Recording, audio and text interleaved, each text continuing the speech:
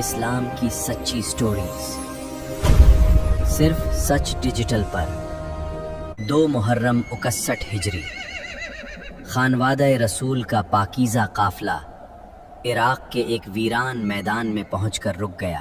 جب امام عالی مقام کے گھوڑے نے آگے بڑھنے سے انکار کر دیا تو آپ نے مٹی ہاتھ میں لے کر پوچھا، اس زمین کا نام کیا ہے؟ جواب ملا، اسے نینوا اور کربلا کہتے ہیں۔ آپ نے فرمایا، یہ کرب اور بلا کی زمین ہے، یہی ہمارے خیمے لگیں گے۔ جیسے ہی حق کا یہ قافلہ کربلا میں خیمہ زن ہوا، کوفہ کے دارالامارت میں بیٹھے ظالم عبید اللہ بن زیاد نے مکر کے تانے بانے بننے شروع کیے۔ ابن زیاد نے عمر بن سعد کو رے کی حکومت کا لالچ دیا۔ 4000 فوج کے ساتھ ابھی کربلا روانہ ہو جاؤ، اگر حکم نہ مانا تو تمہارا سر قلم کر دیا جائے گا۔ ابن زیاد نے کہا، اگر تم نے حسین سے بیعت نہ لی تو رے کی حکومت تو دور، تمہارا سر قلم کروا دوں گا۔ جاؤ اور زمین ان پر تنگ کر دو۔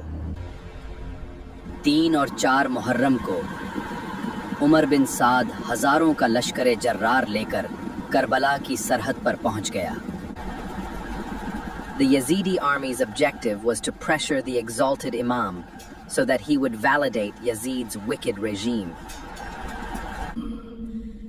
ابن زیاد کی طرف سے لگاتار عمر بن سعد کو سخت خطوط بھیجے گئے کہ حسین سے صلح کی تمام راہیں بند کی جائیں۔ کوفہ سے روز نئے لشکری کربلا پہنچتے رہے، یہاں تک کہ 50,000 کی فوج نے حسینی خیموں کو گھیرے میں لے لیا۔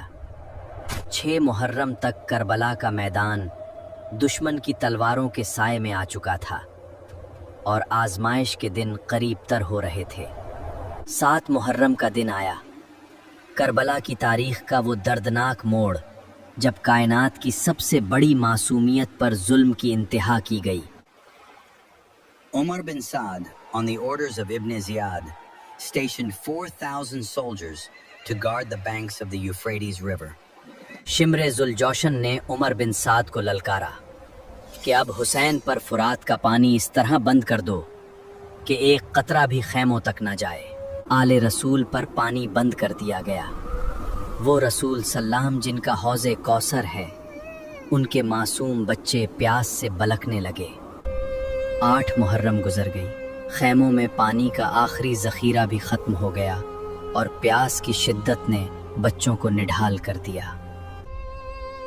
دشمن سمجھ رہا تھا کہ 3 دن کی یہ پیاس حسینی جانساروں کے ارادوں کو توڑ دے گی، لیکن حق والے جھکنے کے لیے نہیں بنے تھے۔ 9 محرم کی شام، جسے شب عاشور کہا جاتا ہے، یزیدی لشکر نے اپنی تلواریں چمکائیں اور حملے کے لیے آگے بڑھا۔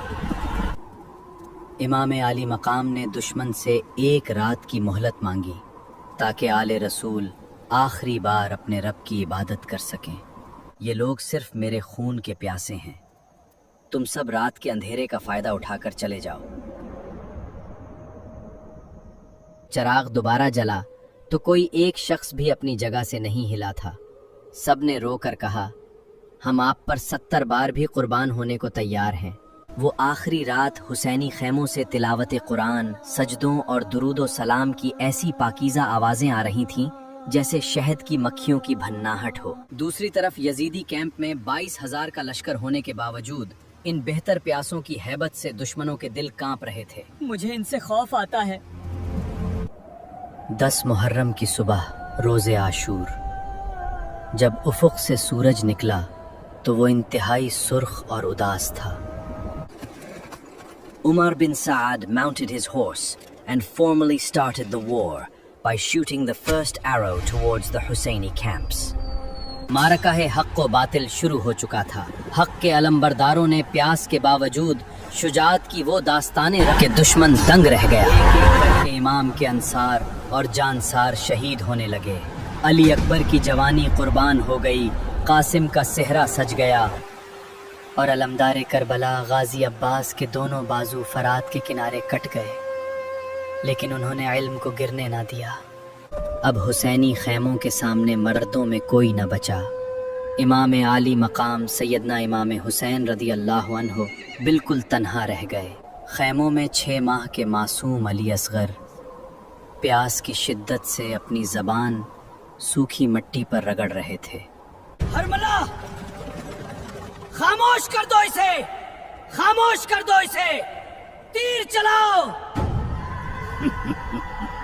हुरमला ने कमान खींची और एक जहर आलूद तीर फिजा को चीरता हुआ मासूम अली असगर की गर्दन पर जा लगा। सुल्तान करबला ने अपने नन्हे लाल को अपनी ही मुबारक हाथों से करबला की तपती रेत के नीचे सुपुर्द खाक की। अब बारी थी खुद नवासा रसूल की। इमाम आली मकाम जख्मों से चूर होने के बावजूद मैदान में उतरे। असर का वक्त हुआ। इमाम आली मकाम ने जंग रोका ली और अपने मालिक हकीकी के हुजूर सजदा शुक्र में सर रख दिया। इसी हालत सजदा में शिमरे लईन ने आपका सरे मुबारक तन से जुदा कर दिया।